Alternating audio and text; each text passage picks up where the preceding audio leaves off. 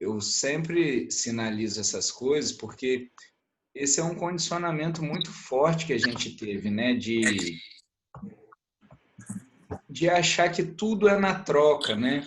Então, Meritocracia, né? quando o Cristo fala que o meu Pai faz o sol nascer sobre bons e maus, ele põe por terra tudo isso, né? E, ao mesmo tempo, um mestre, a gente nunca pode fazer generalização com o que um mestre fala, porque em outros momentos ele fala a cada um conforme as suas obras. Não é? Então, isso não é contraditório.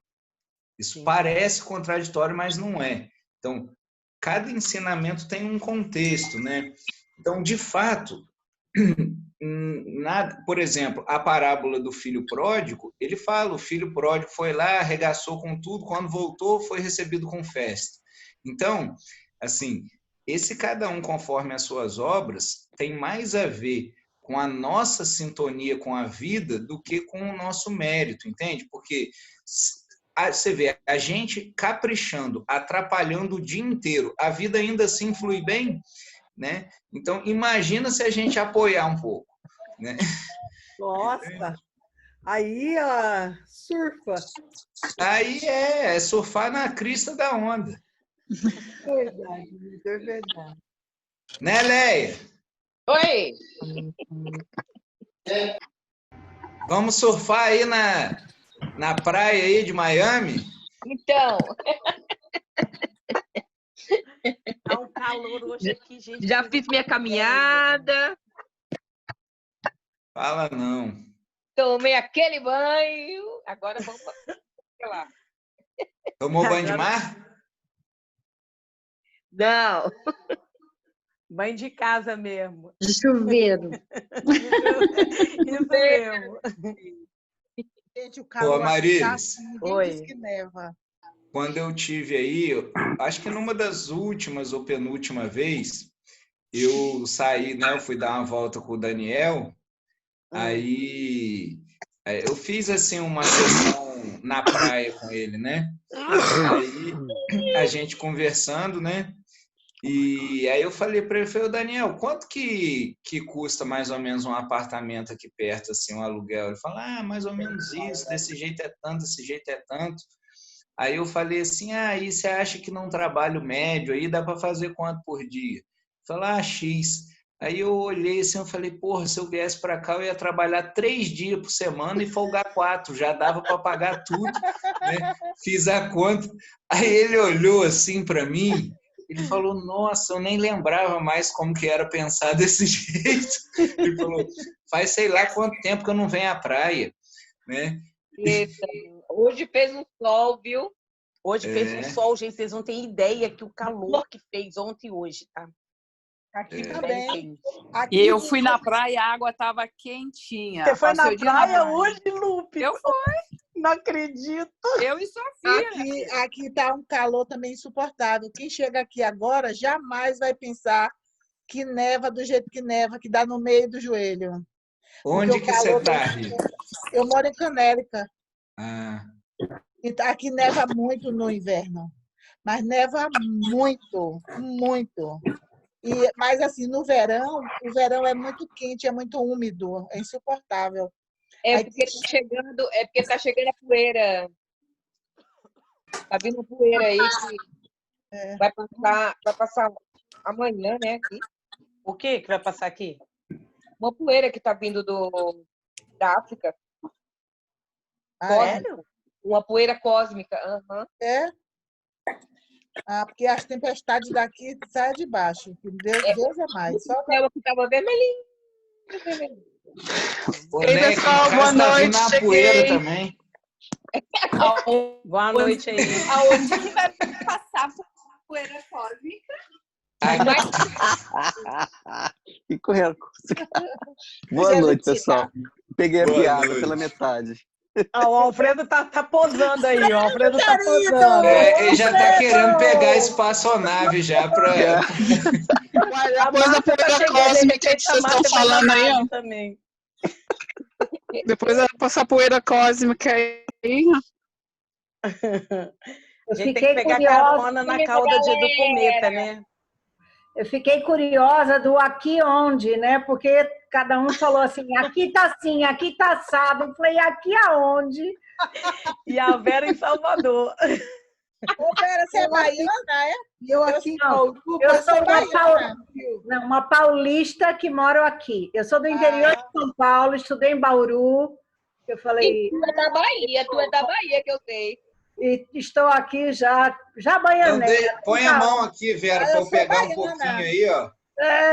Eu preciso acumular mais méritos para eu ir para a Bahia. Você vê, eu nasci no Rio, faltou mérito. A próxima encarnação é na Bahia. Vou trazer você para fazer um workshop aqui. Vou com o maior prazer. Aí, tá vendo aí, ó? Agora, Marilis é Miami, né, Marilis? Sou. A minha cidade fica a 40 minutos de Miami. Eu tava... A hora que estourou o negócio do coronavírus, eu tinha ido dar aula em Porto Seguro, né? Ah, que delícia. E a parceira lá, o pai dela, eles têm um hotel, né? Então a gente ficou lá no hotel. Aí, por sorte, eu perdi o voo, fiquei mais uns 2 dias e quase que eu não consegui voltar. Por pouco minha quarentena não foi lá na Bahia. Eu tava doido o aeroporto fechou sexta-feira, eu peguei o último voo quinta. E você estava em Porto mesmo ou no Arraial? Em Porto. Em Porto. Eu fui lá no Arraial passear um pouquinho, uma noite. E aí eu ia ficar lá num hotel all inclusive, né, de quarentena. Falei, delícia! Você não teve mérito, Vitor. Faltou mérito. Mas você estava com a tua esposa e com teu filho ou não? Tava. Ah, então tudo bem. Então, sim, então tinha que ficar mesmo. Ô, Vera, eu sou de Ilhéus, na Bahia. Ilhéus, sim. Eu sou de Ilhéus. Ilhéus é muito bonitinho. Mas Itacaré é mais gostoso. Eu conheço os filhos da Bahia todinho. Rose? Aqui é muito bonito. Ilhéus, tem cuidado. O suporte aqui para uma que está tentando entrar. Alcobaça, Prado. Ai, delícia, Rose. Delícia, o verão em Prado. Oh, my gosh, bom demais. Eu li uma mensagem hoje que Prado já vai retomar o turismo a partir do dia 1º. Vão abrir os hotéis, enfim, porque agora está todo aí, nessa pandemia, está tudo fechado, né? Mas eles já vão retomar. Julho e até meados de agosto, aquela região sempre teve um turismo forte de sulista, de estrangeiro. Francês. Apesar que esse é o inverno baiano, né? Para a gente é inverno aqui. O inverno daqui é só chuva. Quase todo dia. Fica úmido. Não é frio, mas fica úmido. Só chove. Né? Os baianos mesmo não vão em praia nessa época. Não. Ninguém. Ô, Cris, eu sei que a Cris está me dando um suporte aí para 2 que estão tentando entrar. Você me dá aí esse apoio aí? Você já está dando lá para o grupo. Coloca lá para ela, que ela está tentando achar que é aqueles números lá todos. É só ela clicar no ID. Eu não conheço nem a pessoa, estou tentando ajudar aqui da gente.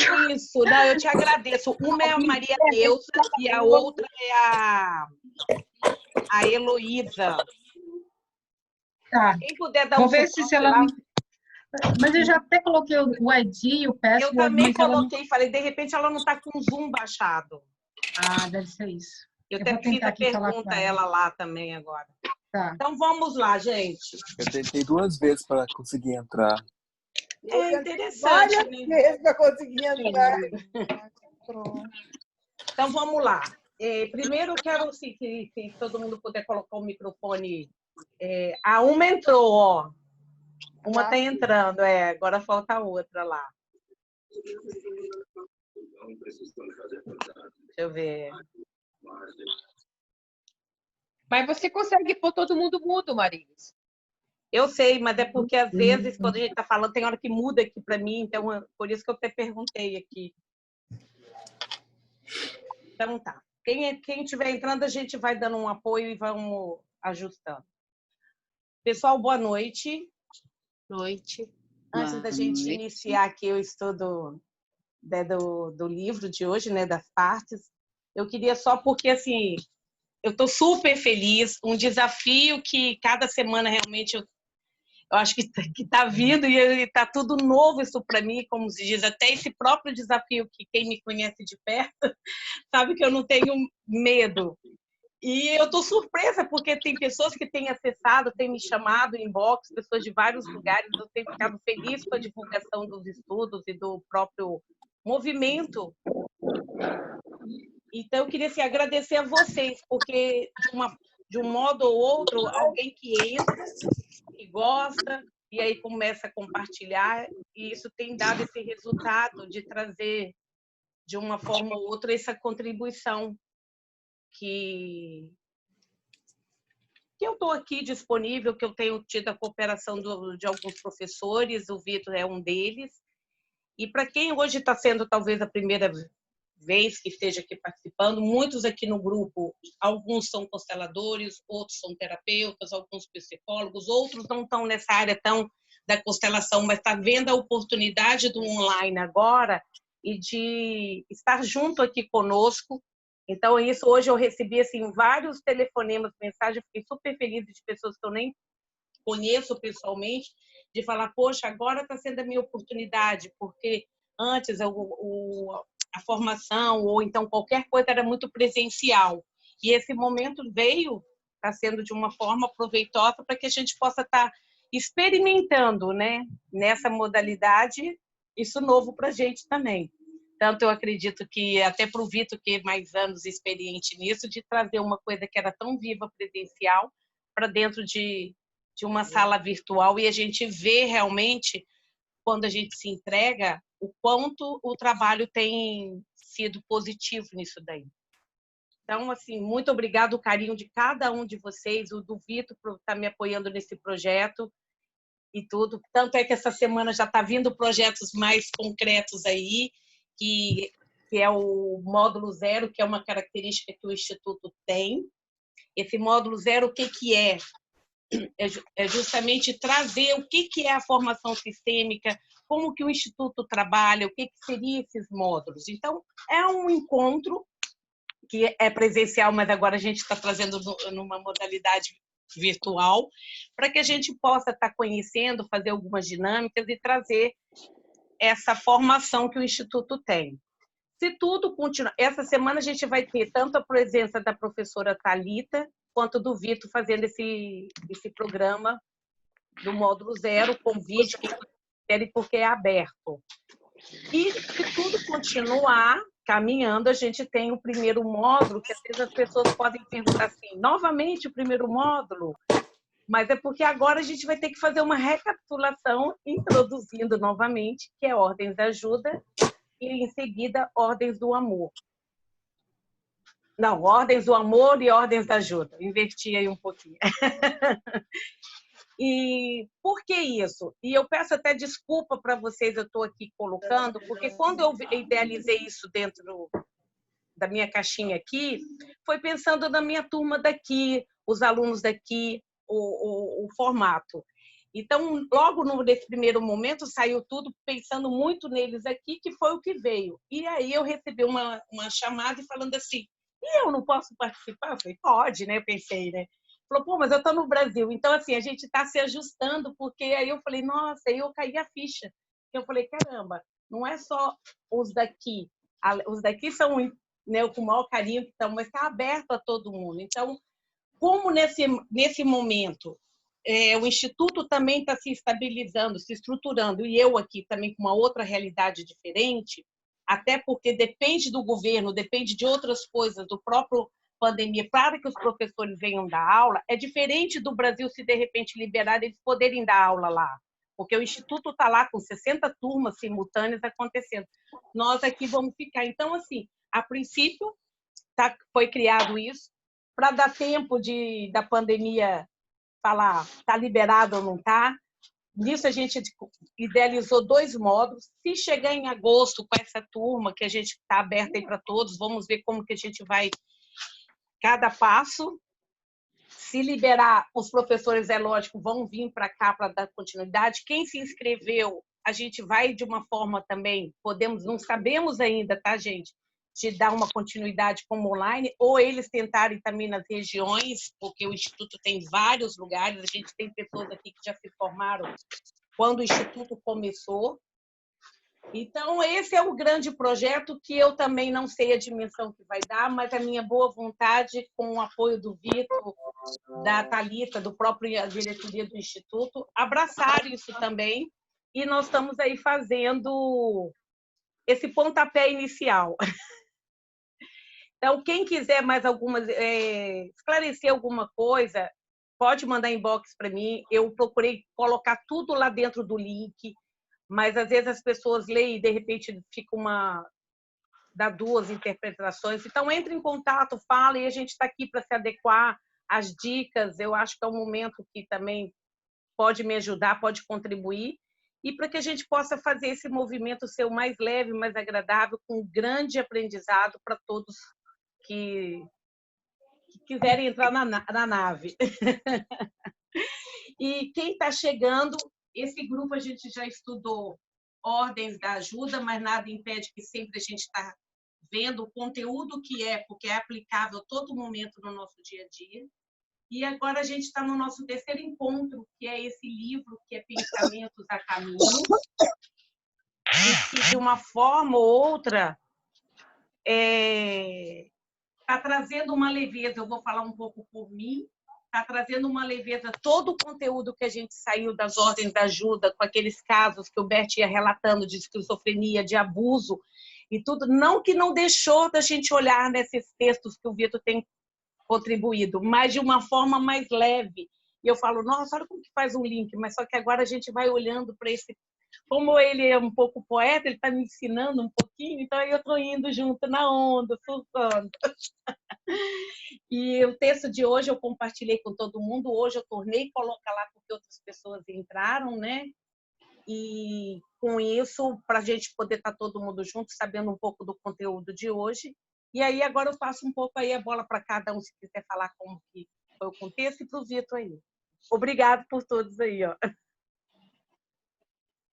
Marília, só antes da gente ouvir o pessoal, eu vou fazer uma consideração. Eu não tenho te ensinado, você tem aprendido. E isso faz uma diferença imensa, né? Então, olha como é verdadeiro, como toca ela. Entende?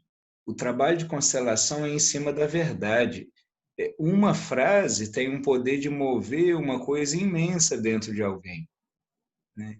E isso não é mérito de ninguém, do terapeuta, não é o Vitor que sabe o que falar, mas ela falou e eu vi. Eu falei, olha, não é bem assim. Então, isso é verdade, porque, é claro, eu vou convidando, né? Falo, ó, Marisa, olha que bacana, né? Mas existe uma diferença enorme entre aprender e ser ensinado. E o trabalho de constelação, que é um trabalho muito vivo, né, não pode ser ensinado, mas ele pode ser aprendido. Como a vida, né? Ninguém pode nos ensinar a viver, mas a gente pode aprender a viver. Pode se inspirar com outras pessoas, pode ser apoiado por outras pessoas, né? Então, o que é um professor?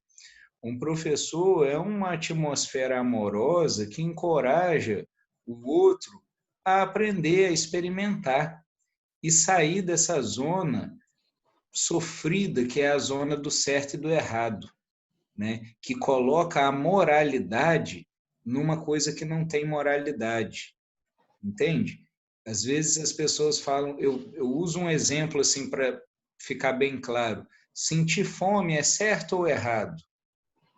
Né? Sentir fome é uma condição fisiológica, não tem moralidade nisso, né? Assim como o prazer, assim como explorar o ambiente à nossa volta e conhecer o mundo, assim como se relacionar, nada disso, a gente fica enfiando moralidade onde não tem, né? E dá mais barata ainda, né? Dá mais maniqueísta possível, isso é do bem, isso é do mal, né? Extremamente simplório, né? E isso é depor contra a vida, né? Tem um texto que roda na internet o tempo inteiro aí, que é o texto que fala do Deus do Spinoza, né?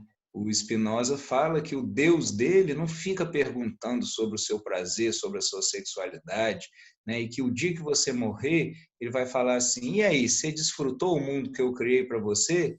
Aproveitou, né?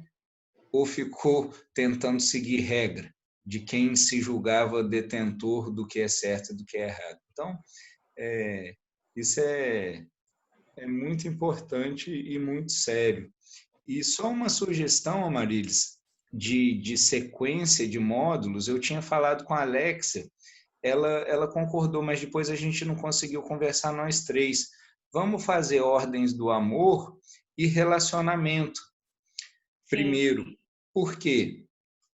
O Ordens da Ajuda, que talvez a maioria de quem está aqui fala assim, então uma ajuda eficaz é um adulto ajudando outro adulto. Mas eu acho que fica difícil de perceber isso sem antes passar pela criança, pelo adulto, que é uma família, como que se forma, quais são as feridas da criança. Então, se a gente faz o relacionamento antes, a gente dá toda a base do que é um sistema familiar e de como que ele vai estruturando, né, a visão de mundo e a forma de se colocar no mundo, e isso vai interferir também na forma como a gente entra nas relações de ajuda. Então, eu acho assim, de um ponto de vista pedagógico, o relacionamento deveria vir antes. Eu já falei algumas vezes para a gente experimentar isso, eu acho que a gente podia fazer isso agora. E também, quem já fez o Ordens da Ajuda vai fazer um módulo novo, entendeu? Uhum. E eu acho que vai ser bacana. Eu adoro esse tema também, né? Um módulo que eu gosto de dar. Né? Porque a base da vida é relacionamento. Né? Tudo é relacionamento e comunicação, né? Então é um tema que eu gosto bastante. Então eu queria ouvir vocês, né? Os textos, embora sejam curtinhos, eles são muito ricos, né? E de muito conteúdo, né? Isso é uma obra madura, isso é um fruto maduro do Hellinger, né? Esse é um livro dele já mais velhinho, então tem muitas compreensões na forma de aforismos ou textos curtos, né? Então, a sabedoria tem essa característica, falar muito com poucas palavras. Que isso, um eco? Não, é porque estava entrando alguém e estava, acho que, aberto o microfone. Eu. Então, se alguém quiser fazer algumas perguntas sobre o texto, ou o que o texto moveu. Eu quero. Alfredo quer. Então vai, Alfredo. Ai, gente, eu só... Porque é sempre eu que falando. Mas, enfim, o que o Vitor falou aí foi muito forte. Que ele acabou de falar. Porque bate de frente com as nossas crenças. E todos nós, sabe, somos criados no meio de crenças, de padrões que são difíceis de quebrá-los, entende? Então, acho que foi essa dificuldade que eu encontrei quando nós começamos nossos estudos com o Hellinger, né, na experiência que ele faz de constelação, que eu me questionava muito, mas é isso mesmo? Mas é só isso também? É tão simples assim? Por que o Hellinger é tão seco, tão duro? Porque bate de frente, né, com esses padrões, com tudo isso.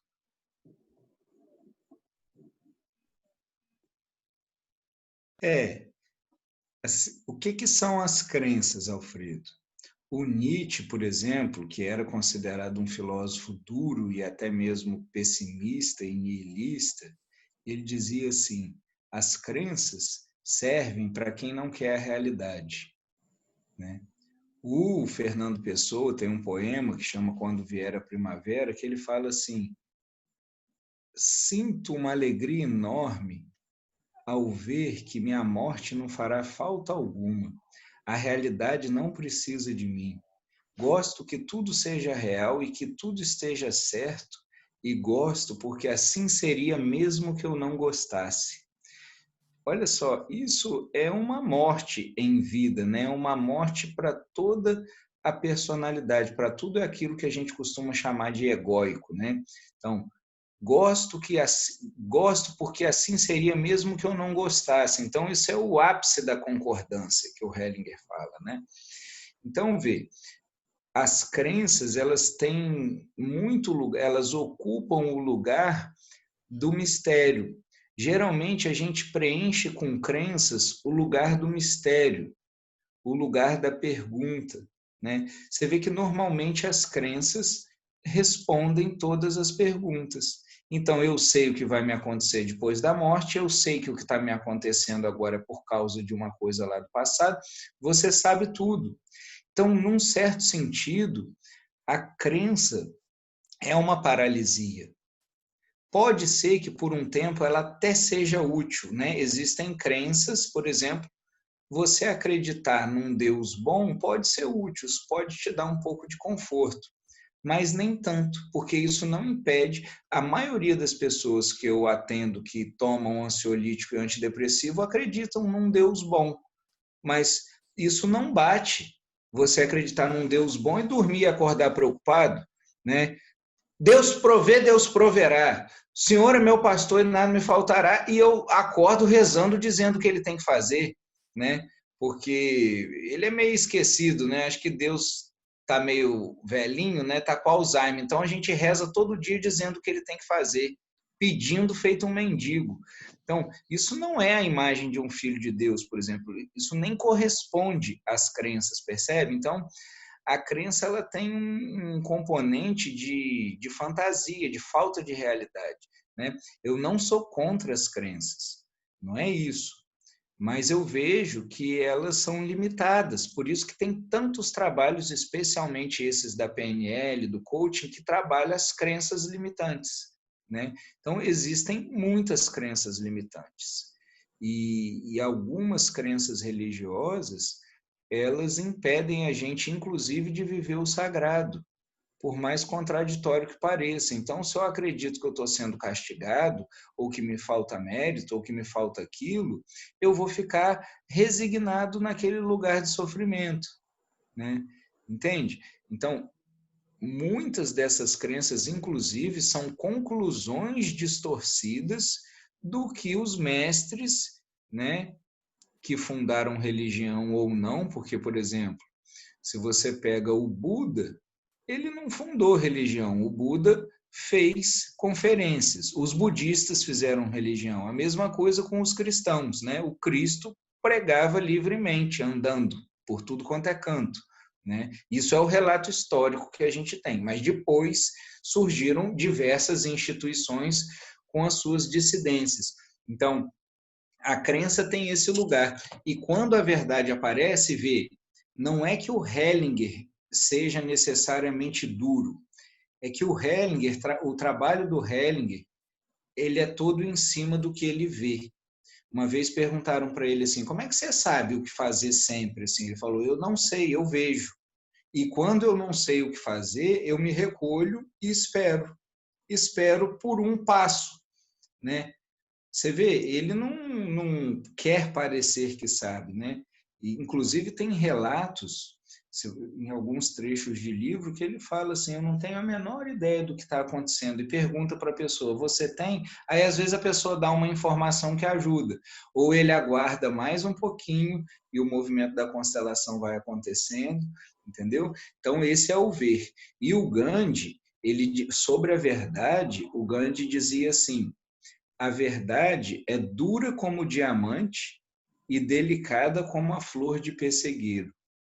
Então, a verdade, ela tem esses dois componentes, né? E talvez com esse livro a gente esteja vendo uma outra faceta desse diamante da verdade, que é a beleza.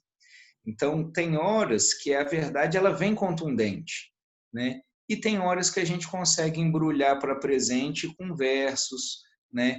Numa fala cheia de calor, né? Sempre que possível, eu tenho assim uma inclinação a falar dessa forma. Só que, eventualmente, a verdade ela se apresenta de um jeito contundente também, né? E não é a gente que escolhe isso. É o jeito que ela aparece. Tem hora que ela vem soprando como uma brisa mansa, tem hora que ela vem como um raio, né? E se a gente é fiel ao trabalho, o que vai acontecer? Nós vamos ser porta-vozes, né, ou tradutores fiéis disso, né? Então, é como se a gente fosse legendando aquilo que vê, né? Então, tem hora que uma ação contundente é a única coisa que pode quebrar um pouquinho aquele condicionamento tão cristalizado, né? Porque, gente, nós somos formatados assim desde antes de nascer. Quando a gente ainda está na vida intrauterina, já tem uma porção de crença em cima da gente, de demanda, né? Esse filho veio para unir a família. Esse filho vai me ajudar a superar o luto do meu pai. Esse nem nasceu ainda, já está com função predestinada. Entende? Então, tem hora que é preciso dar uma chacoalhada, né? E essas coisas não são pessoais, não. Né? É como uma cirurgia. Uma cirurgia é uma intervenção contundente, né? Mas não é nada pessoal, tanto que muitos médicos usam como último recurso, né? Mas é um recurso também. Essa é outra coisa que eu acho que torna tudo muito mais suave, assim. Não tornar as coisas pessoais, né? A gente torna tudo pessoal, né? É engraçado, às vezes assim, você vai dar uma aula, né? E é muito comum alguns alunos falarem assim, nossa, essa aula foi para mim, né? Aí um dia, um outro professor, né, o aluno chegou e falou isso para ele falou assim, exatamente, você sabe que eu estava lá em casa, eu fiz uma meditação, só para me sintonizar com você, eu dei a aula inteirinha para você. Esse resto que está aqui não tem nada a ver. Na verdade, eles são só um efeito colateral. Eu vim aqui para falar para você. A gente tem fantasias, né? Percebe, assim, de muita importância pessoal. Então, você pode olhar e falar assim, isso tudo é muito útil.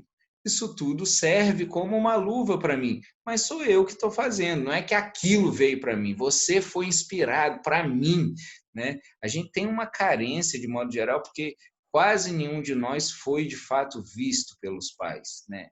Ver mesmo o outro é uma coisa rara, né? Normalmente a gente vê as projeções que a gente tem e as conclusões que a gente tira sobre o outro. Então, esse olhar, que a gente chama de olhar amoroso, que é um olhar que não quer nada de diferente, que não tem nenhuma agenda para outra pessoa, que não quer corrigir a outra pessoa, que não quer nada, senão contemplar a existência dela do jeito que é, e apreciar isso, e apoiá-la naquilo que ela é.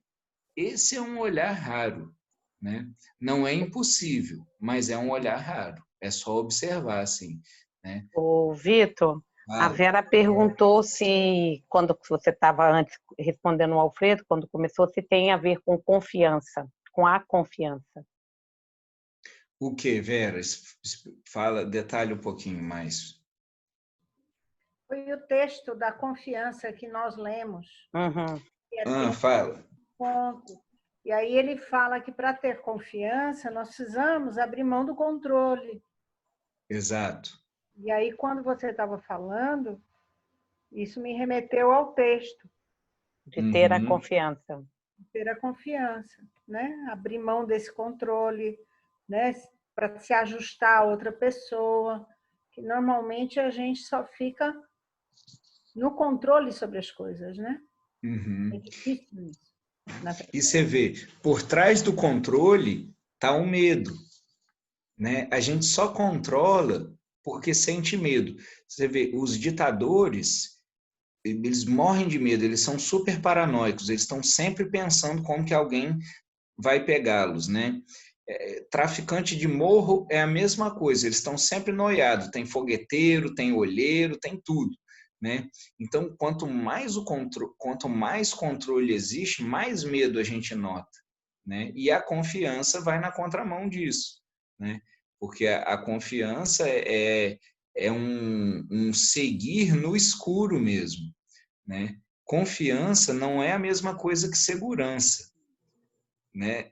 Segurança é quando a gente quer garantias, né? Tanto que é uma das empresas, um dos ramos que mais cresce é o de segurança, né? A gente quer tanta garantia, a gente tem tanto medo, que hoje pouca gente faz viagem do tipo peregrino. Todo mundo compra um pacote de turismo com agenda do começo ao fim da viagem, já com souvenirzinho comprado, para voltar com foto tirada, para garantir que eu vou me divertir. Porque vai que eu, né, tenho algum imprevisto, então eu tenho seguro e ainda posso cobrar multa, né? Nem o lazer a gente está mais, né, abrindo, né? Eu uma vez fui para o Nordeste, lá em Natal, e a gente alugou um bugre e junto, né, eram 4 lugares. Tinha um casal que tinha comprado um pacote pela CVC. Não tem nada contra a CVC não, viu, gente? Se alguém estiver trabalhando na CVC, qualquer coisa assim, não tem nada contra.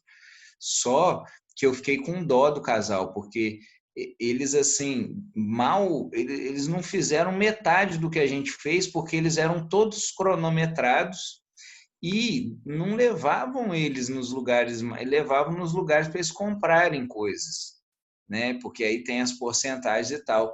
E a gente que foi para lá, né? A Deus dará, só com a passagem de ida e uma data para voltar. Fora disso, a gente não sabia mais nada.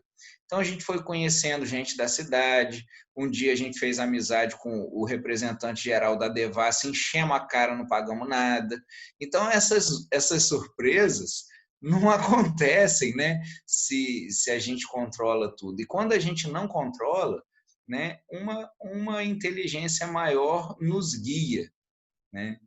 Então isso é só observar. Se vocês forem olhar para a vida de vocês, façam uma retrospectiva. Vejam se as melhores surpresas da vida de vocês, né? É redundante o que eu estou falando, né? Veja se as melhores coisas que vocês tiveram na vida não foram surpresas. Quem tem filhos, veja se vocês poderiam imaginar cada característica desse serzinho que a vida confiou para vocês, né? E aos poucos eles vão se revelando, e por mais que você tenha assim um princípio educativo, eles se tornam quem eles são, independente dos valores que a gente oferece, independente das oportunidades que a gente oferece. Então, tem uma beleza nisso, né, que não tem outra coisa a fazer senão se aquietar um pouquinho e contemplar. E isso vai alimentando a confiança. Dar esse tempo de observação que o Krishnamurti chamava de lazer. O Krishnamurti tem um livro que chama A Arte de Aprender, Cartas às Escolas. Ele se comprometeu a escrever quinzenalmente para os professores das escolas que ele fundou. E eu não sei se o meu livro está aqui, eu mostro a foto. De qualquer coisa, depois eu tiro uma foto e mando para vocês. Ele escrevia quinzenalmente dando diretrizes para o ensino, né, nessas escolas, ou para o aprender, né, melhor dizendo. E ele falava assim, a escola deve ser um templo de lazer. E ele dizia, por lazer, eu entendo tempo infinito para observar o que se passa dentro de nós e fora de nós. Então, essa observação, aqui no interior, não sei se você lembra, Vera, quando você morou aqui, você tem uma expressão assim, botar reparo, né? Vamos botar reparo nisso. Quando a gente vai botando reparo na ordem da vida, a confiança cresce naturalmente. Não porque a gente se esforça para manter uma mente otimista, mas porque a gente aprende, né? Então, a gente não precisa acreditar que a vida é boa, a gente pode ver isso, né? A gente pode ver a generosidade da vida, pode ver a abundância da vida. Por exemplo, eu plantei bananeira aqui na frente da minha casa e eu jogo as comidas ali, casca de fruta, tal, né, cobre com folha. Nasceu um pé de melancia sozinho, está espalhando por tudo, né? Eu nem tinha ideia, eu não joguei lá pensando que ia nascer. Então, se você observa um pouco um jardim, você vê que você põe uma mão, a terra põe duas. Na vida, a mesma coisa, né? Eu estou começando alguns trabalhos aqui também, né? Uma escolinha infantil também. Já começou gente ligar sem eu avisar nada, né? Sem uma propaganda querendo matricular filho. Então, assim, a vida, ela apoia tudo que promove a vida, né? E eu não estava lá para divulgar, né, a escola ainda, né, Vitor? Se a Marília estivesse, já tinha uns 15 alunos aqui. Só de neto eu tenho 6, então os 6 já estariam lá, né? E você vê, é tão interessante que a gente começou, né? Eu, a minha esposa e um casal de amigos, ela é professora também. A gente pensou assim, vamos criar nossos filhos pelo menos, né? Se tiver só 2, já valeu, né? Então, só que mais gente topa, né? O slogan da escola porque é aqui em casa, né? Educação no lar fora da casinha. Então, o projeto é formar criaturas desajustadas mesmo, né? Porque os ajustados, né, eu falei outro dia, já perderam a chance, né? Já vão ficar igual um zumbi no chip da sociedade doente que a gente vive. Então, é dar força para as crianças não se ajustarem a esse mundo. E não é para elas se isolarem do mundo, não, é para transformar o mundo, né? Criar vontade suficiente para transformar o mundo, para influenciar positivamente, entendeu? Né? Porque se a gente só se ajusta, né? Se nosso projeto de vida é arrumar um empreguinho para pegar um dinheiro no final do mês e a gente conseguir comer e talvez ter um plano de saúde para morrer num quartinho legal com alguém limpando sua bunda, porra, isso é o projeto de vida da maioria das pessoas, né? É muito pouco para a vida humana. Muito A Evelyn quer falar. Quer falar, Evelyn? Fala. Ah, não? É porque na hora eu olhei assim, eu tinha visto a mãozinha lá. Só estou concordando aqui. Você percebe, Alfredo? Às vezes a verdade vem de um jeito escrachado também, mas não é uma coisa assim, pessoal, mas assim, é como que se fosse uma caricatura, uma charge, né? Às vezes a linguagem tem essa característica, porque chega a ser esdrúxulo o que a gente faz com a nossa vida, né? Chega a ser esdrúxulo mesmo. Então, a vida tem muita beleza para ser desperdiçada no medo, né? E tem uma coisa, assim, o Hellinger, em muitos textos, ele faz meditações sobre a morte, né? E ele fala o quanto a morte abençoa. Teve uma vez que eu estava assim, eu estava com muito medo, porque eu cresci numa família cheia de medo, assim, com medo do futuro, medo de que vai faltar, medo de que vai ficar na miséria. Mesmo que nunca tenha tido passado por isso, existia esse medo, né? Aí eu falei, nossa, eu vou passar minha vida inteira para conseguir uma reserva financeira, um pouco de dinheiro. Aí eu fui entrando, sabe, no medo, assim, entrando. Eu falei, o que de pior pode acontecer? Se eu tiver velho, não tiver ninguém. Em 3 dias eu definho seco e morro. Tá ótimo, mas pelo menos eu vou ter vivido uns 75, pelo menos. Ou 70, sei lá, sabe? Vale a pena, que seja 3, 4 dias, uma semana a gente morre de inanição, é maravilhoso, sabe? Então eu fui fazendo o pior dos cenários, né? O pior dos cenários valia a pena, né? E é muito provável que isso nem aconteça, né? Porque a vida é generosa e a gente acaba fazendo amigos pelo caminho. Então, não vale a pena apostar a vida no medo e nas seguranças, né? O Steiner falava, é preciso erradicar da alma todo o medo e necessidade de segurança e agir com confiança. E ele adiciona assim, na presença, né, com confiança na atuação sempre presente do mundo espiritual. O Steiner é espiritualista, então ele acredita a essas forças, né, a ordem na vida, né? Mas a gente pode não nomear isso também, né, e simplesmente perceber que há uma ordem, porque isso eu acho difícil de contestar. Mesmo a ciência materialista não consegue explicar com o acaso o funcionamento do universo, né? Não tem jeito, eles falam, tem alguma coisa, mas a gente não sabe o que é, mas a probabilidade de uma célula se formar e da vida na Terra se formar do jeito que ela é ao acaso seria de mais de 1 em 1 trilhão. dizer, quase impossível o acaso fazer isso. Então, é quase que consensual que há uma ordem intrínseca no universo, né? O que muita gente chama de Deus, né? Mas a gente não precisa chamar de nada, a gente pode só se curvar diante disso, né? Não muda nada o nome que a gente dá. Fala. Ô, Vitor, me chamou a atenção quando tem o texto aqui sobre decisão. Fala. E ele coloca assim, primeiro, decisão significa agora. Aí depois a segunda ele coloca, agir sem pergunta, sem resposta, sem hesitação. É com todas as consequências. E com todas as E com consequências. todas as consequências.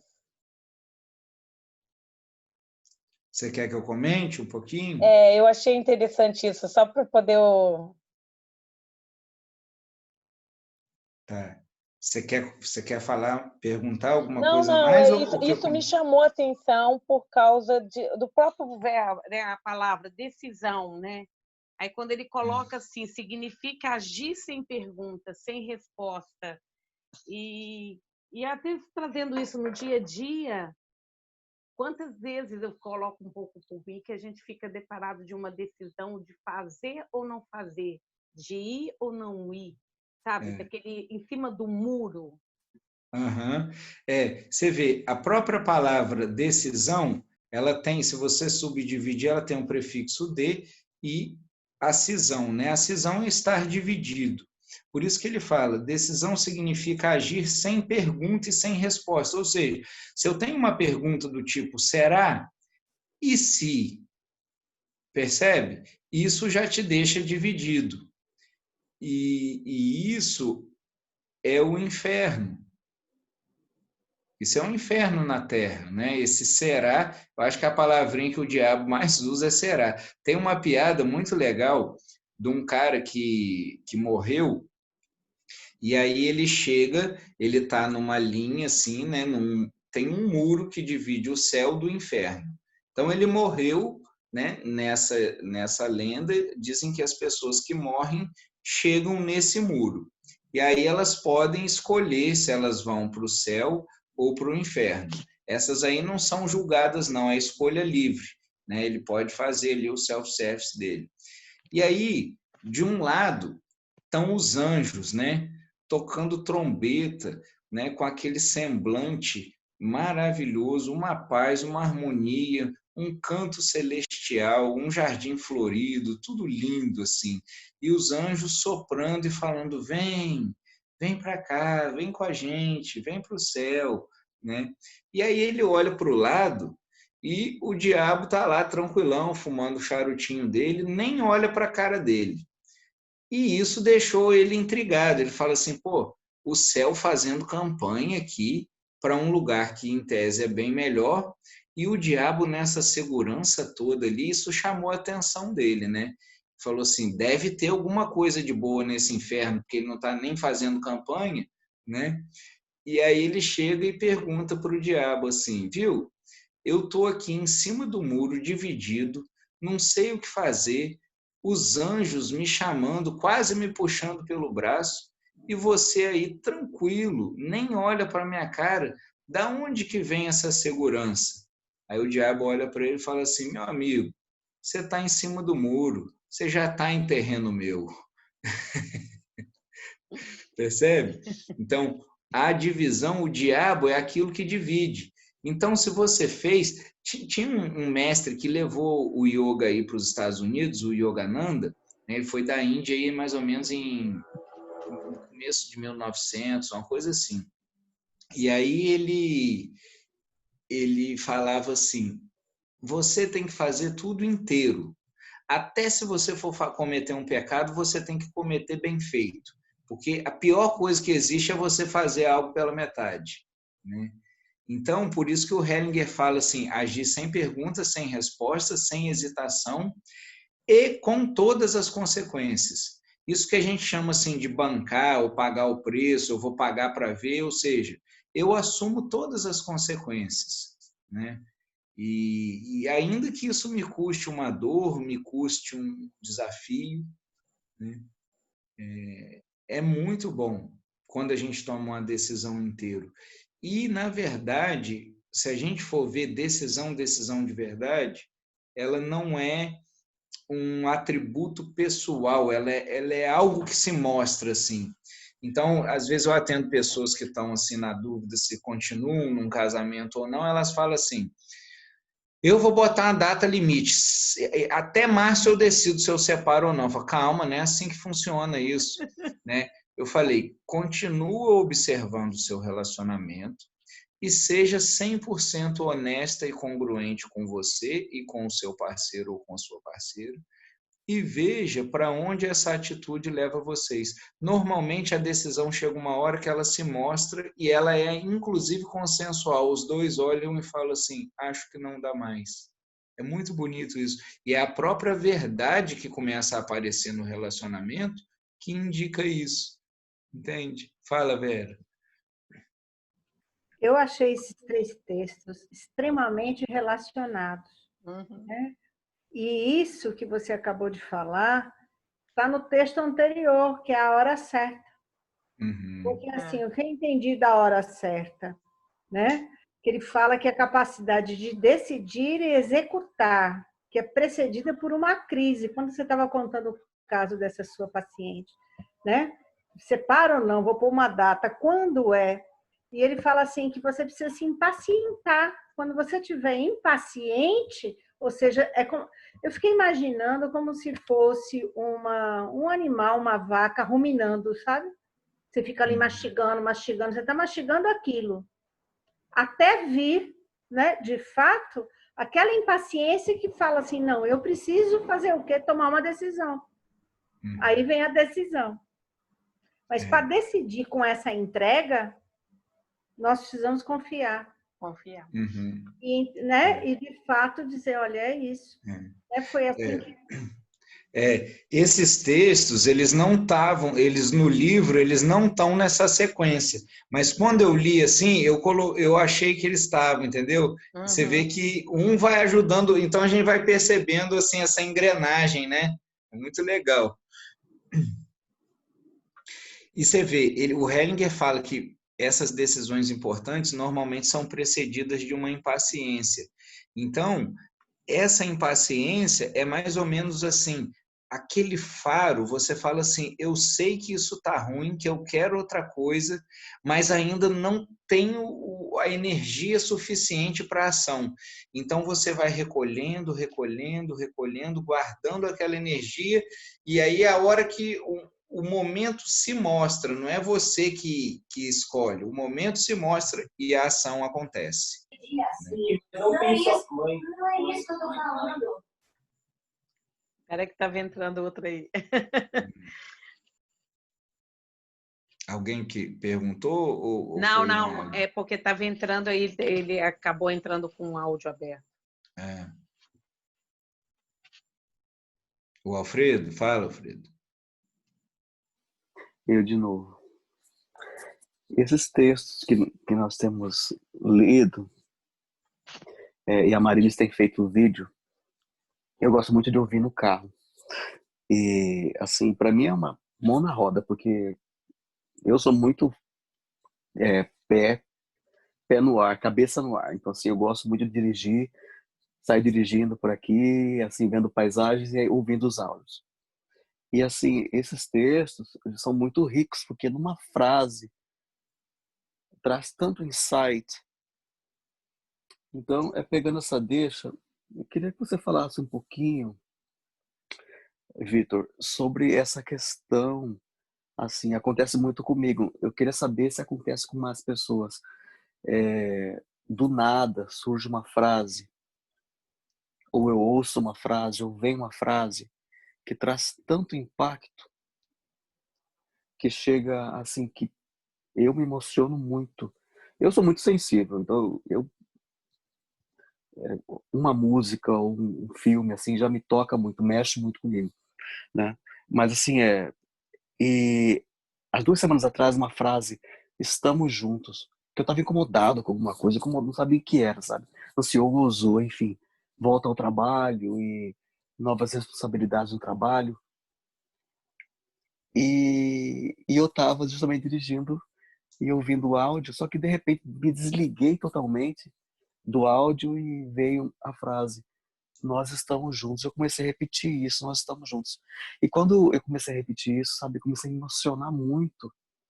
E veio também algumas constelações que eu tinha feito, né? Alguns momentos. Então, sobre isso, Vitor, porque eu chego a me questionar se isso é normal. Fala, meu, eu tô ficando louco, não é possível. Mas isso é verdadeiro, isso é normal, isso acontece. A autoconstelação, uma outra constelação te afeta muito. Você assistindo um vídeo de constelação no YouTube, você vê uma cena e te traz tudo aquilo, você parece que vive aquilo. E aquilo fala contigo. Uma frase que vem do nada, no momento que você menos espera. E aquilo mexe, trazendo alívio. Eu poderia te responder de duas formas.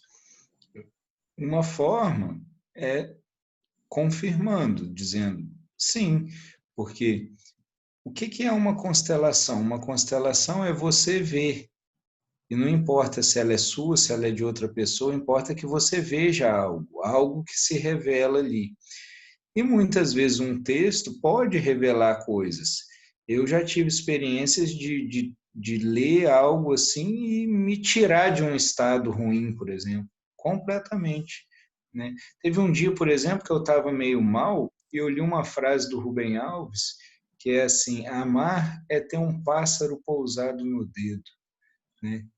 Eu fiquei tão maravilhado com aquela definição de amor, assim, eu achei a imagem tão bonita. Eu fiquei assim nela, fiquei gravitando em torno dela.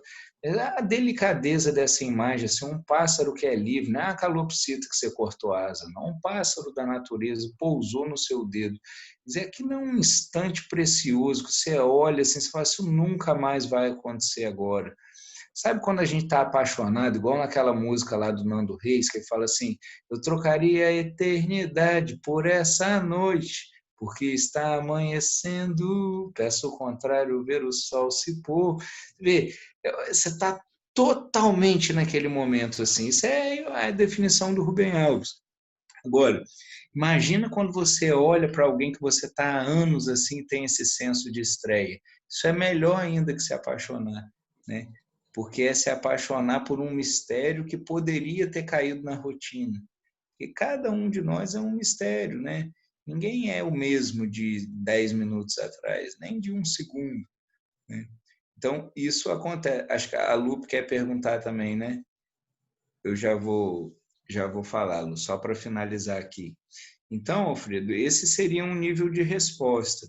Agora, o outro nível de resposta, que é para você pensar, pensar não, para você observar. Não precisa falar nada agora, não. O que é que em você ainda não valida suas experiências? Por que é que você precisa ainda de uma confirmação de fora? Porque você teve uma experiência de pouca contestação. Você viu algo moveu e dá para ver, você pode ver que não é uma fantasia, que teve um efeito em você, né? Não é só porque você se emocionou, não, é porque teve um efeito de te movimentar. Então você pode perguntar assim: por que é que eu ainda espero por uma confirmação daquilo que é claro para mim? Você pode investigar as vozes críticas da sua história, quem é que foram essas figuras, não importa, mas você pode também parar e, a partir de agora, validar todas as suas experiências. Autorreferenciado, assim, isso não tem nada a ver com egocentrismo, não, mas é deixar de ser heterodependente, assim, de depender de uma validação de alguma autoridade externa. Isso ajuda um pouco? Percebe? Fala, Lupe.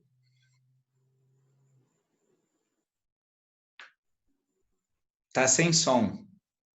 Já respondeu. Já? Já. É que eu meditei hoje antes dessa, aí foi para você. Falou. Obrigada. E olha que interessante. enquanto você falava, o Vitor, para o Alfredo, né, e para todos nós, no próprio texto A Confiança traz assim, por isso, muitas vezes tenho que silenciar primeiro, escutar a voz interior, aguardar um impulso que me torna como... um impulso que me toma como que de fora, deixar-me levar e carregar por uma... carregar por ele numa direção que talvez me amedronte, por estar além de minhas forças, de meu saber e de meu atual entendimento. Essa é a verdadeira confiança, ampla, mas realmente humilde. Ela jamais se decepciona.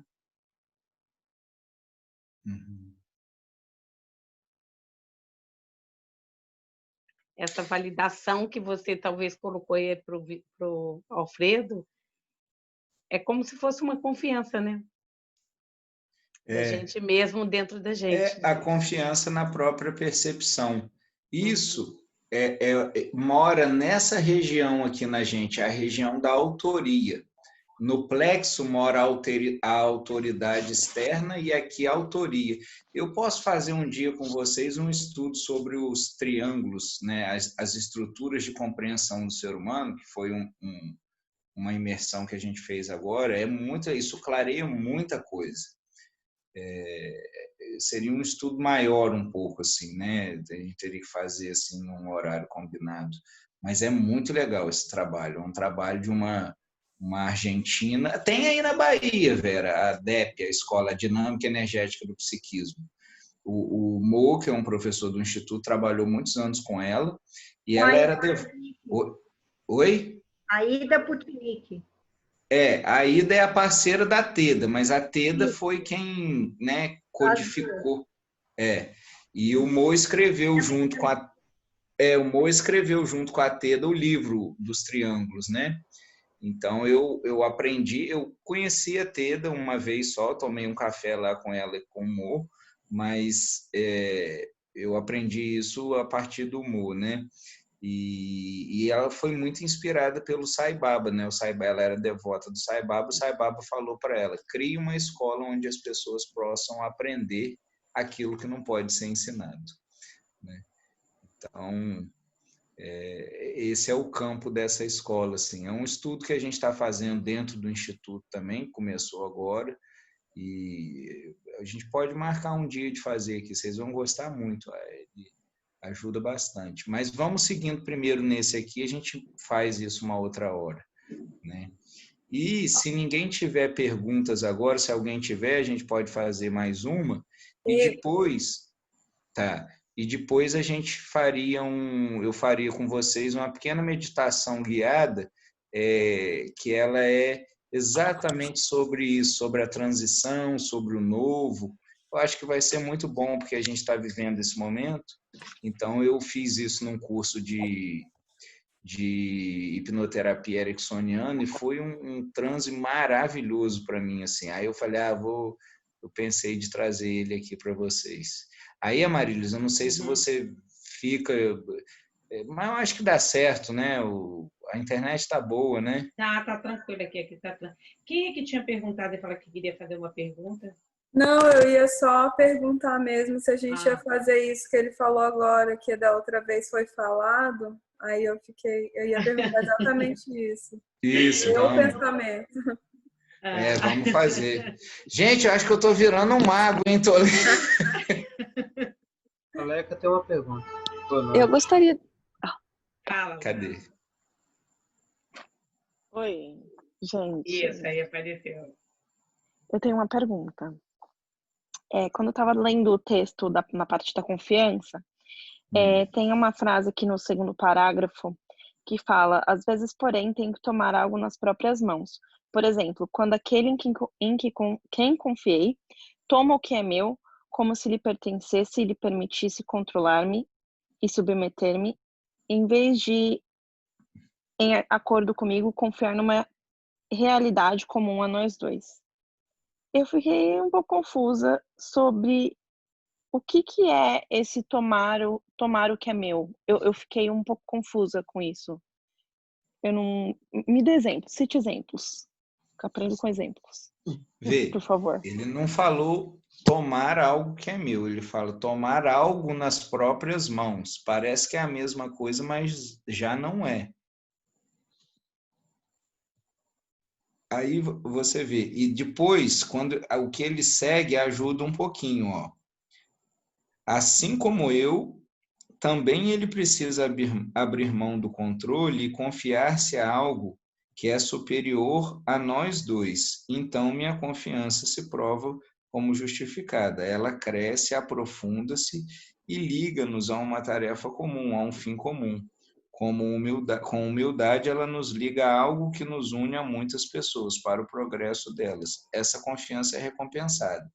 Então, por exemplo, se você olhar para um casal, né, e a mulher engravida, e o homem fala assim, não é a hora.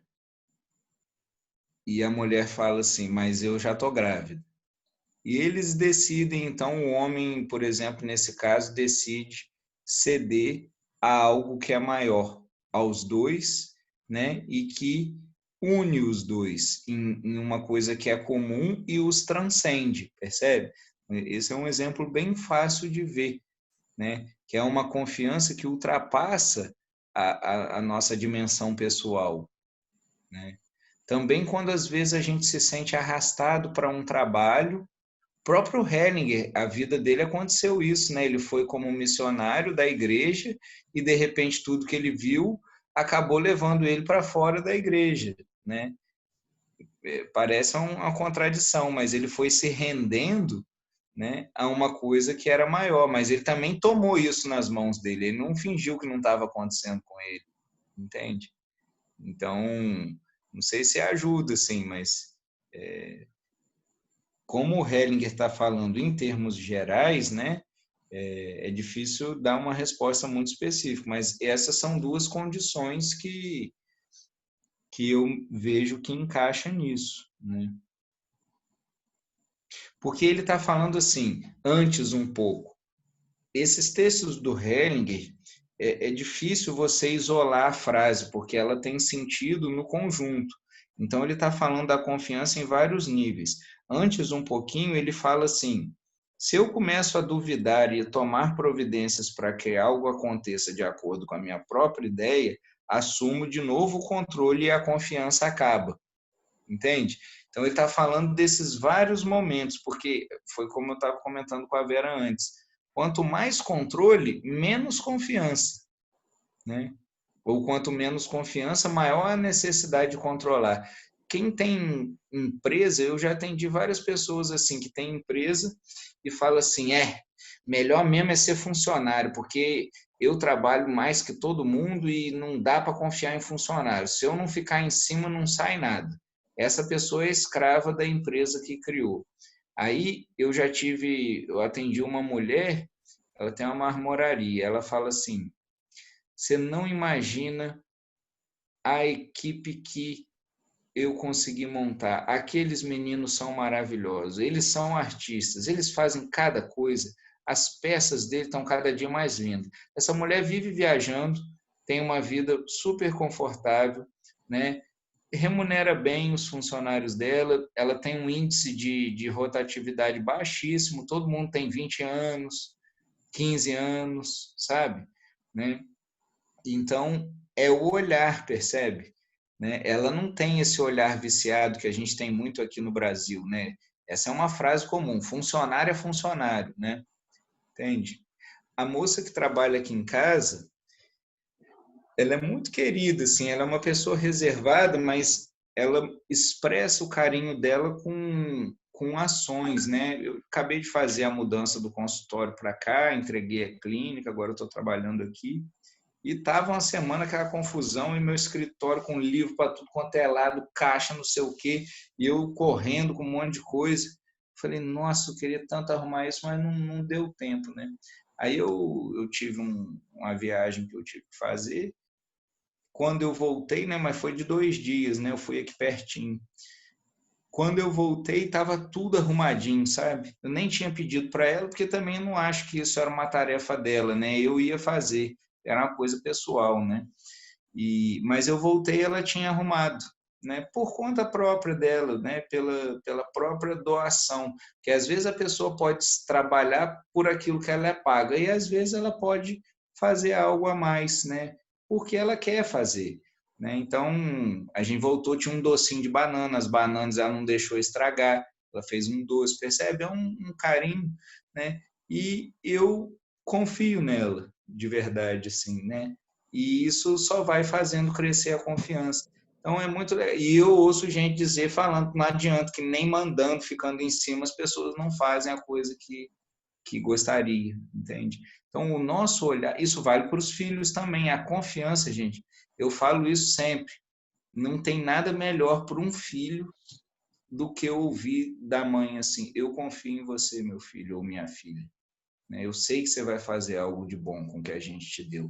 Isso deixa o filho assim muito à vontade para experimentar a vida e de uma forma segura, né? Sem loucura, porque esse olhar de confiança tem uma coisa assim, quando... Eu também. Oi? Nada não. Esse olhar de confiança a gente leva por onde a gente estiver. Essa é a forma de estar junto dos filhos, né? Ser também uma autoridade amada, uma autoridade respeitada, para que aquilo que a gente fale não seja sentido como uma cagação de regra, né? Que às vezes a gente só sente isso. Eu, por exemplo, não sei se eu contei aqui para vocês, quando eu tinha uns 14 anos, minha mãe pegou um cigarro na minha mochila e ela fumava, meu pai também, né? Então, ela falou assim: olha, eu não tenho autoridade moral para falar com você, né? Porque eu também fumo. A única coisa é que no meu tempo isso era um glamour, né? A gente não foi educado, a gente não sabia do prejuízo disso, né? E depois que a gente percebeu, a gente já estava viciado. Eu não gostaria do mesmo para você. Hoje eu vejo que faz mal, eu gostaria de parar, estou tentando, né? Mas eu não posso te exigir nada, eu só posso querer o melhor para você. Eu acho que o melhor seria você não fumar, mas eu não posso te exigir nada, né? Você vê, isso não me fez parar de fumar naquele dia, eu parei um pouco depois, mas ficou uma semente de respeito e de cuidado em mim. Então, em vários momentos que eu estava assim, né, com meus amigos, né, que o adolescente ele tem uma coisa de andar muito no limite, né, e que eu percebi que eu ia entrar numa situação de risco, eu senti a minha mãe assim, esse mesmo olhar, sabe? Vinha assim, como seria se ela estivesse olhando para mim agora, mas não fiscalizando, sabe?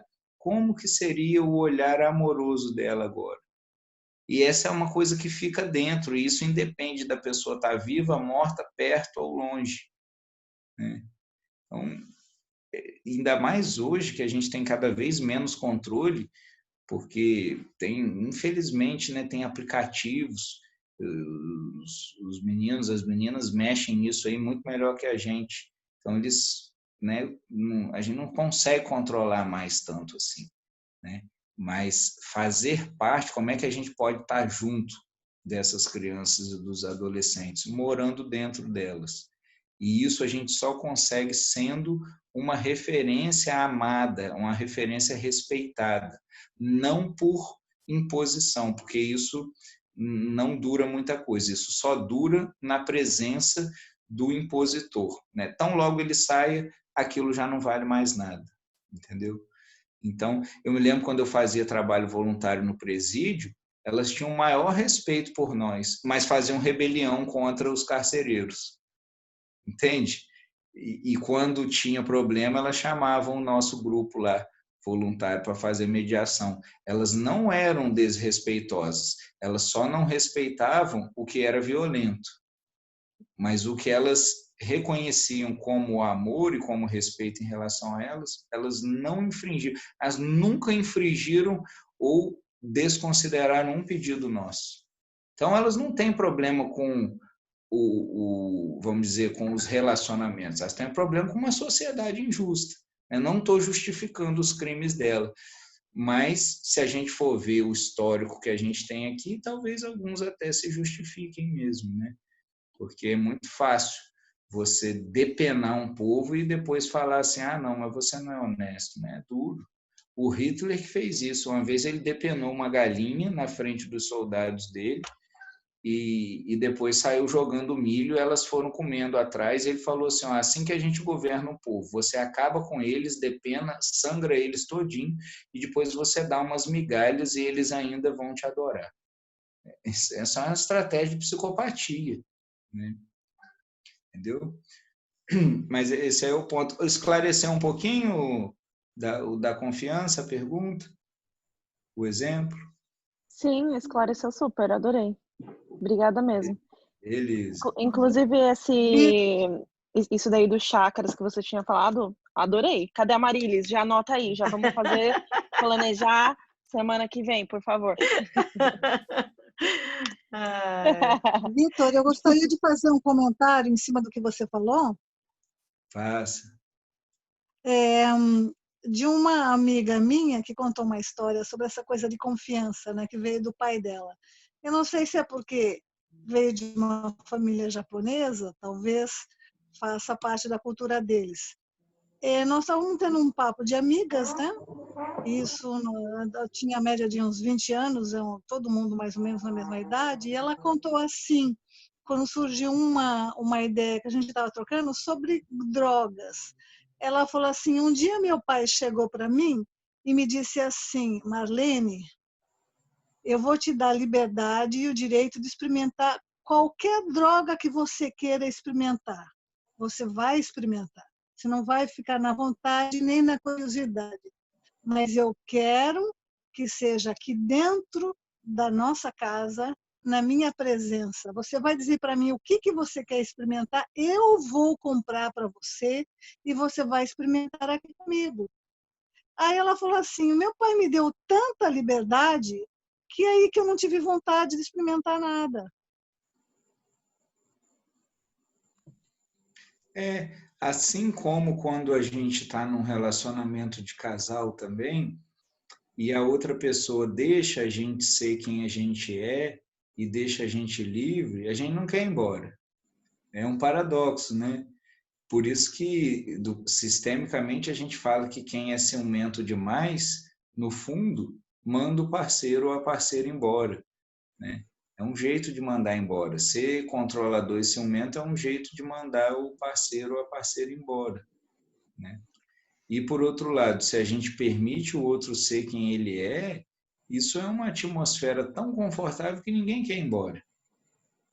De uma presença assim, que te apoia a ser quem você é, sabe? Isso é verdade. Então, vamos, Vitor. Vamos.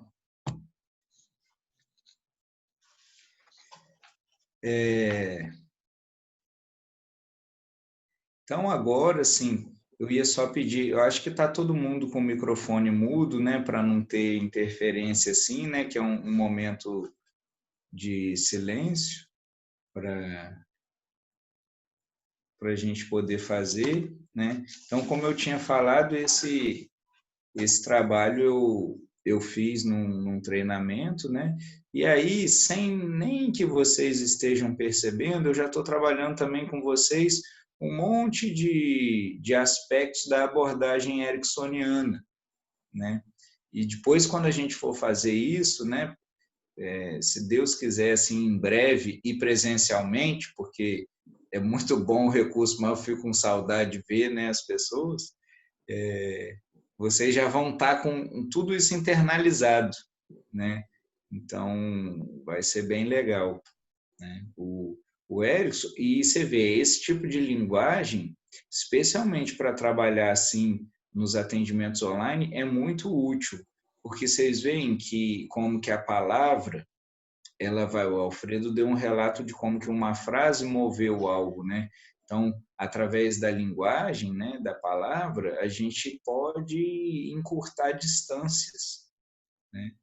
O Erickson, quando colocava as pessoas em transe, ele falava assim, e a minha voz irá contigo, né? É um comando duplo, de fato ela vai pelos sentidos e vai junto na alma também, né?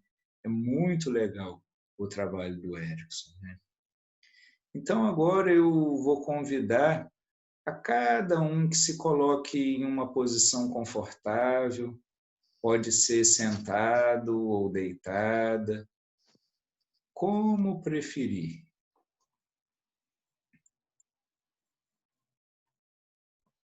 Muitas pessoas preferem fechar os olhos porque, ao fechar os olhos, elas relaxam bem profundo.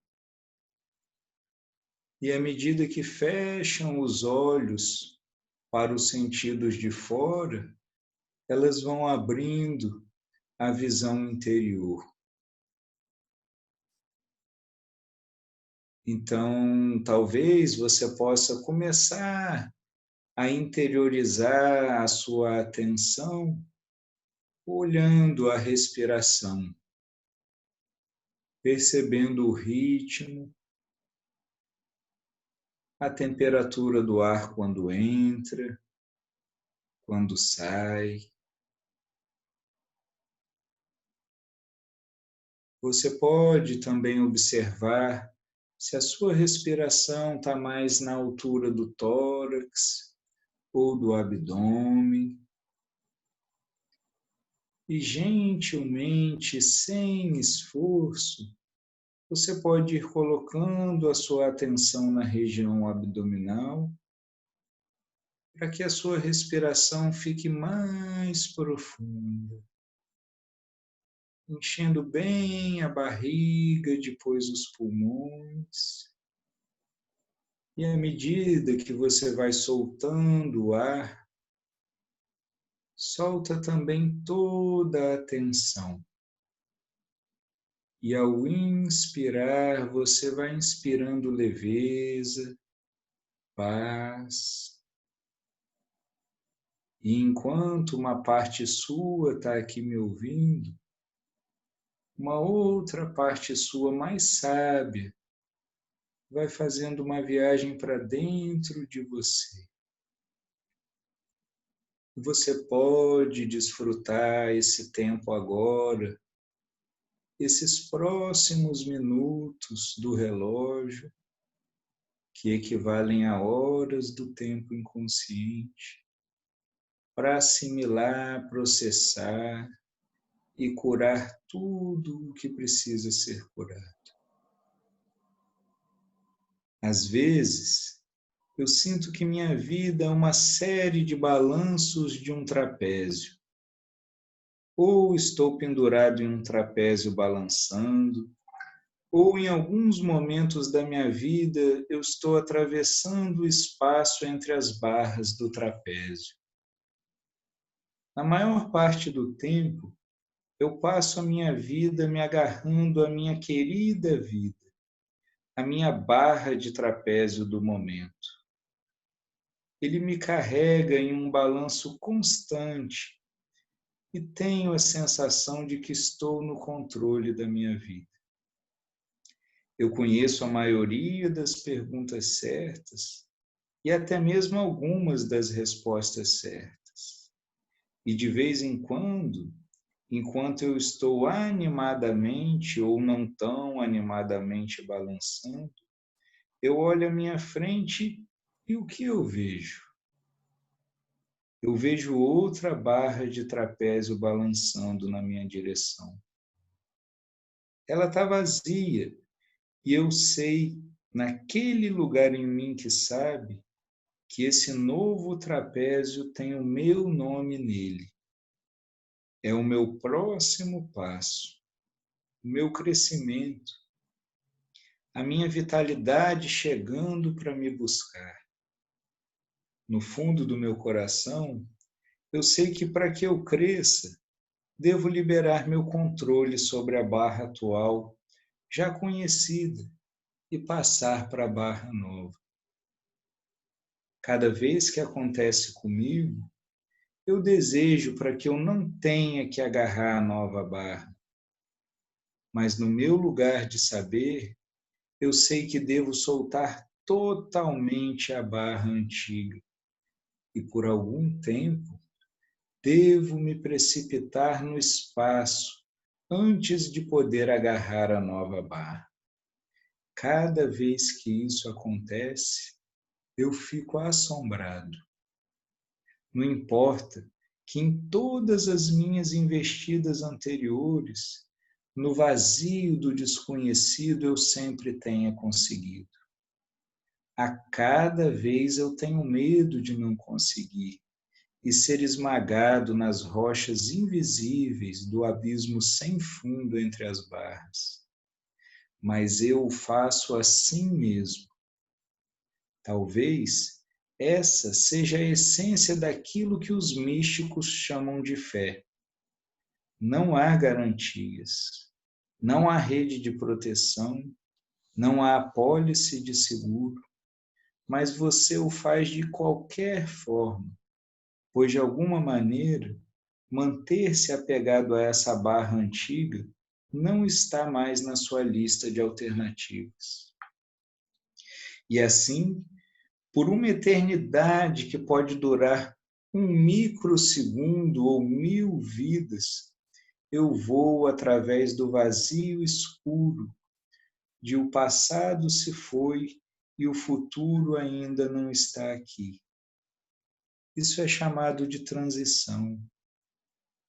Eu passei a acreditar que esse é o único lugar onde a mudança acontece. Eu quero dizer mudança real, não pseudo-mudança que só dura até a próxima vez que meus antigos botões são pressionados. Tenho notado em nossa cultura que essa zona de transição é vista como o não nada, um não lugar entre os lugares. Claro que o velho trapézio era real, e espero que o novo, vindo em minha direção, seja real também. Mas e o vazio entre eles? Isso é apenas um assustador, confuso e desorientador lugar nenhum, que deve ser ultrapassado o mais rápido e inconscientemente possível. Que desperdício! Eu tenho uma furtiva suspeita de que a zona de transição é a única coisa real, e as barras são ilusões que criamos para evitar o vazio, onde a verdadeira mudança, o crescimento real acontece para nós. Quer meu palpite seja verdadeiro ou não, as zonas de transição em nossas vidas são lugares incrivelmente ricos. Elas devem ser honradas e até mesmo saboreadas. Sim, apesar de toda a dor, medo e sentimentos de estar fora do controle, que podem, mas são necessários acompanhar as transições, elas ainda são os momentos mais vivos, mais cheios de crescimento, apaixonados e expansivos de nossas vidas. E assim, a transformação do medo, que não pode ter nada a ver com fazer o medo ir embora, mas sim com a permissão deste ficar na transição entre as barras do trapézio. Transformar nossa necessidade de nos agarrarmos a essa nova barra, qualquer barra, é permitir que habitemos no único lugar onde a mudança realmente acontece. Isso pode ser assustador, também pode ser iluminador, no verdadeiro sentido da palavra. Nos precipitando no vazio, podemos aprender a voar. Isso mesmo. Permita-se voar num espaço vazio, de infinitas possibilidades agora.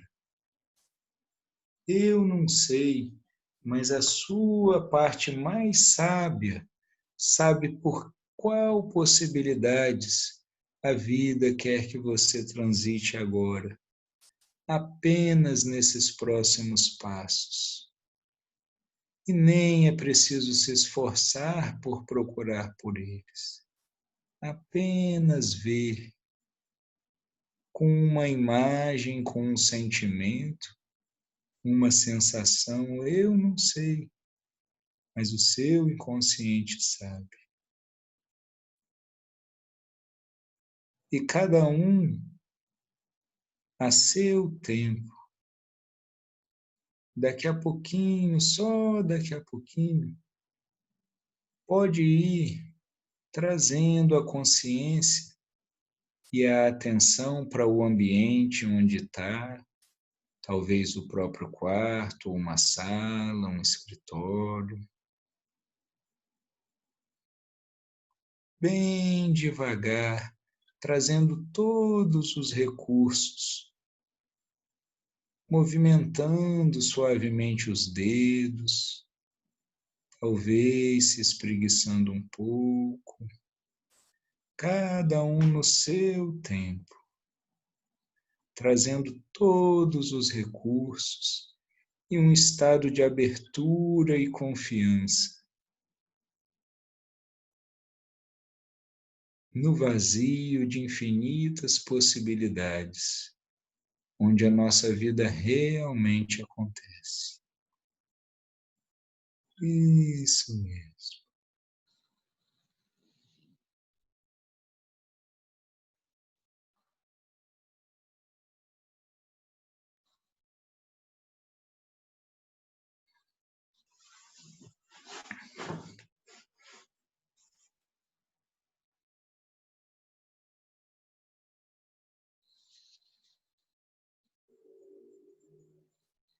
Para quem ainda está relaxado ou relaxada, observe que preguiça gostosa, que nem dá vontade às vezes de abrir os olhos. E esse é o seu verdadeiro estado. E ele pode te acompanhar com os olhos abertos também durante todos os dias da vida.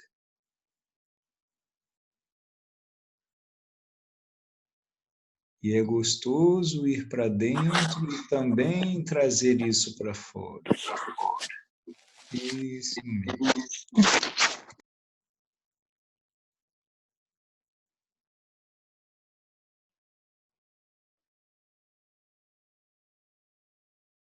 Tem algumas pessoas que estão sem imagem, eu espero que elas estejam bem.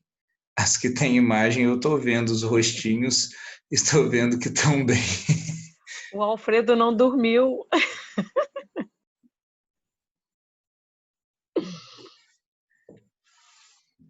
Quase dormi.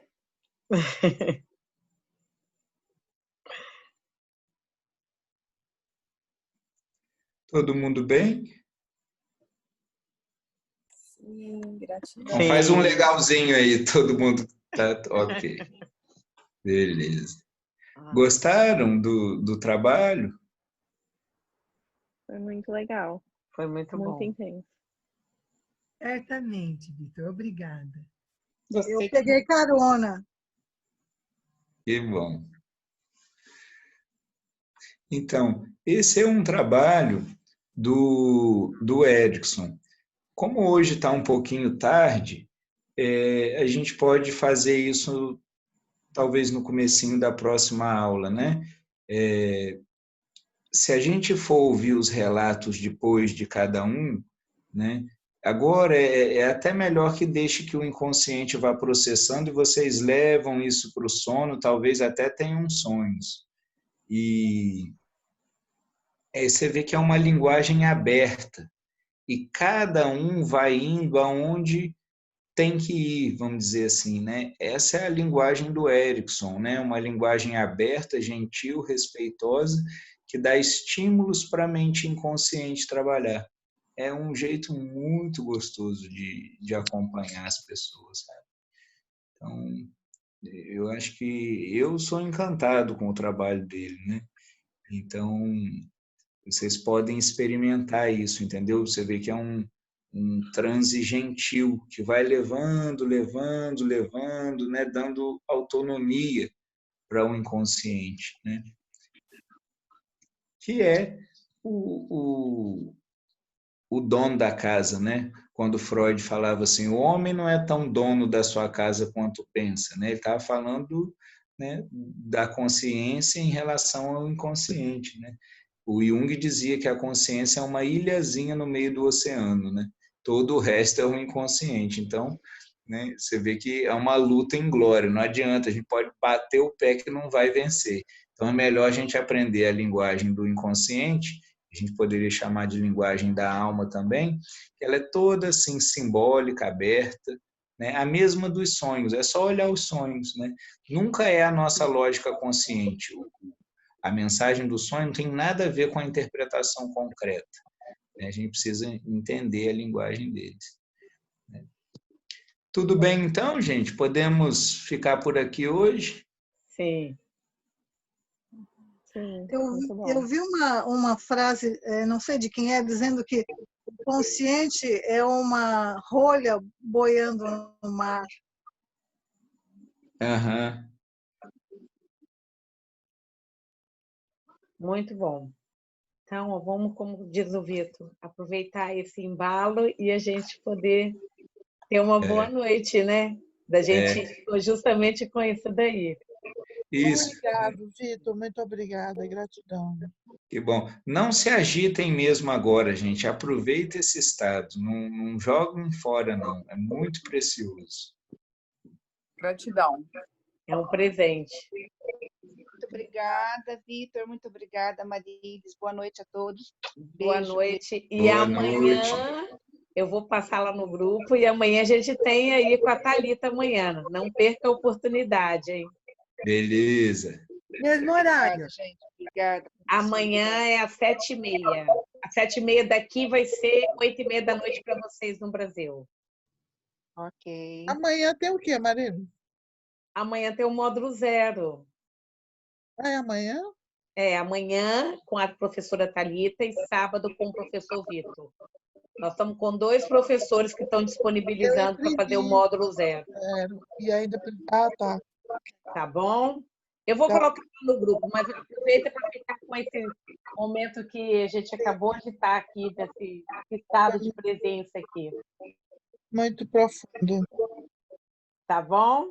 Tá, um beijo para todo mundo. Boa noite. Tudo de bom, gente. Boa noite, pessoal. Obrigado. Tchau, tchau. Tchau. Boa noite. Boa noite. Boa noite.